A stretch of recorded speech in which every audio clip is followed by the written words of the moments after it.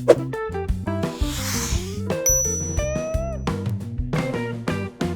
bre, kembali lagi bersama saya Alvin yang pastinya di channel Kudetek. Dan kalian tahu sendiri bahwasanya pandemi sekarang udah mulai reda gitu loh. Dan kebutuhan akan wireless headset tuh makin tinggi. Karena orang-orang udah pada olahraga di luar gitu loh. Udah pada ya workout lah gitu di luar gitu kan. Jogging, main sepeda gitu kan. Dan karena TWS itu banyak yang kurang nyaman gitu kan di telinga gitu, in-ear gitu kan. Jadi kebutuhan akan wireless headset yang kayak gini nih itu udah mulai tinggi. Dan kebetulan sekarang banyak banget brand-brand gaming gear udah mulai produksi gaming wireless, apalagi sekarang kan harganya udah pada murah-murah. Contohnya aja kayak NEK Nemesis sekarang nih. Ini adalah headset gaming NEK Nemesis Sinister X 900 Lite. Dan yap, kita langsung aja bahas ini headset gaming wireless murah dari NEK Nemesis, karena kalian tahu sendiri NEK Nemesis kan semua gaming gear lokal yang harga-harganya tuh ramah kantong pelajar gitu loh coy. Jadi nggak usah lama-lama, langsung aja kita bahas ini dia headset gaming wireless NEK Nemesis Sinister X 900 Lite. Let's go.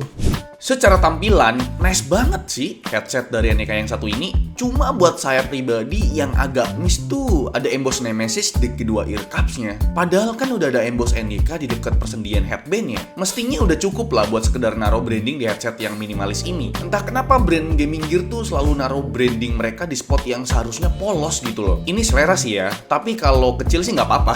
Ini gede pak. Saya pribadi sih demen yang polosan aja. Dan ya udah cukup lah emboss NEK aja gitu. Ya keseluruhan full hitam dengan sedikit aksen putih di ear cups-nya. Single headband-nya cukup solid dengan perpaduan plastik, foam, dan kulit sintetis yang cukup nyaman di kepala. Bandnya ini tentunya adjustable dan lebih oke, bisa foldable juga. Jadi makin praktis kalau mau dibawa kemana-mana, karena nggak terlalu makan tempat. Ya sejatinya headphone emang harus punya tingkat fleksibilitas yang tinggi sih. Bobotnya juga enteng loh cuy, cuma 1/4 kilo aja.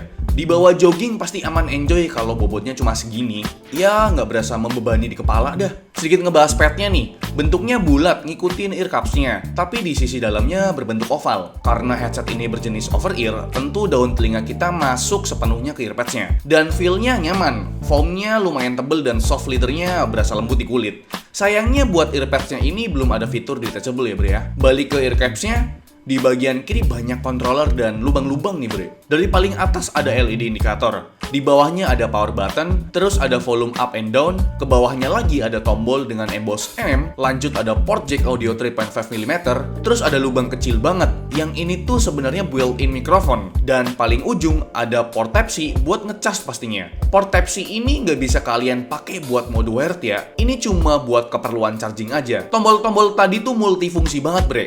Misalkan power button-nya, selain buat nyala hidupin, bisa juga buat play or pause musik dengan satu kali klik, dan bisa buat jawab atau tutup telepon dengan satu kali klik juga. Serta nolak telepon dengan tahan power button-nya tadi. Terus buat volume button-nya, kalau satu kali klik buat set volume. Tapi kalau di hold, fungsinya tuh berganti buat next musik ataupun previous musik. Nah, kalau tombol yang ada emboss M-nya tuh bisa dipakai buat aktifin gaming modenya dengan tahan selama 5 detik sampai LED indikator berkedip hijau. Kalau kedipnya biru artinya mode normal ya bre. Fungsi lain dari tombol M ini bisa aktifin voice assistant dengan klik 2 kali. Bisa buat Siri ataupun Google Assistant. Lanjut bahas konektivitasnya. Kalau mau pakai mode Bluetooth-nya, kalian perlu hidupkan unit headset-nya dulu. Nah, kalau mau pakai mode wired-nya atau mode kabel, tinggal colok kabel jack-nya ke headset dan device kita. Headset-nya auto bisa dipakai bre. Kalau misal colok kabelnya pas kondisi headset-nya on, nantinya bakal auto off karena bakal ngedeteksi mode wired. Dan kalau kalian pakai mode wired, semua tombol-tombolnya nggak bisa dipakai bre, alias off juga. Tombol-tombol yang tersedia itu cuma bisa dipakai pas kalian pakai mode wireless Bluetooth-nya aja. Sayang banget ya. Tapi saya pribadi salut sama NEK. Udah ngasih NEK Sinister ini kabel yang proper. Biasanya kan kalau produk headset wireless, kabelnya ala kadarnya gitu. Kalau NEK Sinister ini tetap dikasih kabel braided bre. Jadi kualitas kabelnya dijamin tahan lama. Nah, buat baterainya nih, ini jadi poin penting dan jadi poin unggulan juga dari NEK Sinister ini. Baterainya berkapasitas 1000 mAh yang diklaim punya lifespan up to 40 jam kalau buat dengerin musik. Buset, itu udah hampir 2 hari full nggak tuh? Ngecharge-nya juga cepet bre, karena emang udah pakai interface USB Type-C kan. Cuma butuh waktu kurang lebih 2 jaman aja. Ditinggal ngerakit PC udah full lagi tuh baterainya. Karena emang penggunaan rata-rata perharinya, hitung kasarnya tuh 8 jam kan. Jadi headset ini bisa bertahan kira-kira 5 harian lah. Jadi nggak bolak-balik ngecas gitu. Nah ini dia, kita bakal bahas mengenai clampingnya, bre.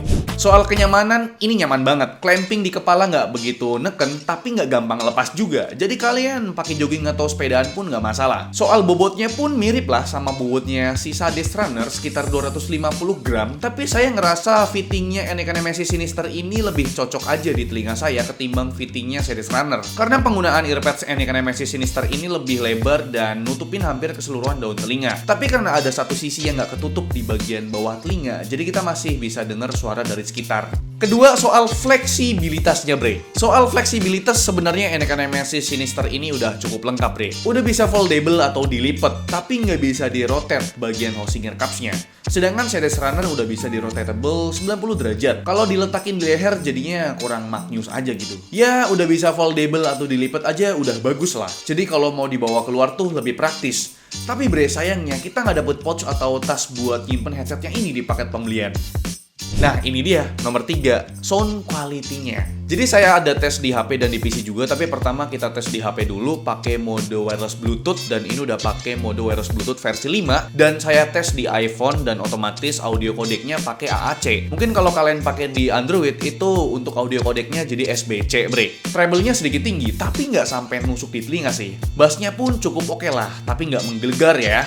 Cukup aja gitu. Buat denger lagu popang asik nih. Dan saya ngerasa kalau denger di YouTube musik tuh lebih asik aja bre dibandingkan dari YouTube-nya langsung.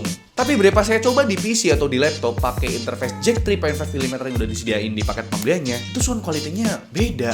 Bassnya tuh ada, tapi nggak berasa. Jadi frekuensi low-nya tuh kurang.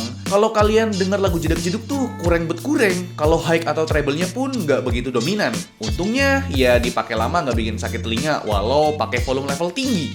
Nah, mid-nya ini yang istimewa. Buat denger vokal asik banget. Jadi vokalnya nggak ketutup sama instrumennya. Separasi audionya selaras, detailnya juga clear. Tapi ada beberapa instrumen yang samar-samar kedengerannya. Selanjutnya bre, untuk penggunaan gaming, saya ada tes di smartphone, di iPhone, dan juga ada tes di PC buat main game Valorant dan Apex Legends. Pertama tes di HP dulu buat main PUBG Mobile dan COD Mobile. Ternyata delay-nya tuh nggak berasa bre. Delay sih pasti ada, cuma masih bisa ditoleransi lah. Masih diwajarkan, tapi rasanya tuh nggak ada delay. Antara suara tembakan dengan sentuhan jari pas nembak tuh selaras. Tapi memang kalian harus aktifkan dulu gaming modenya baru delaynya tuh minim. Kalau pakai mode normal, berasa banget delaynya bre. Detail suaranya pun nggak ngagetin, nggak bikin sakit telinga karena treble-nya yang nggak tinggi. Terus pas saya tes buat main game Valorant ya di PC pakai interface jack 3.5mm, enaknya pakai headset ini karena treble-nya nggak tinggi. Jadi buat detail suara tembakan atau ledakan tuh nggak begitu ngagetin. Tapi karena low-nya atau bass-nya kurang, detail step langkah kaki kayak tipis samar-samar dan rada mendem gitu. Tapi tetap masih bisa kedengeran jelas kok. Cuma ya kalian harus pakai volume level 100% atau volume level mentok.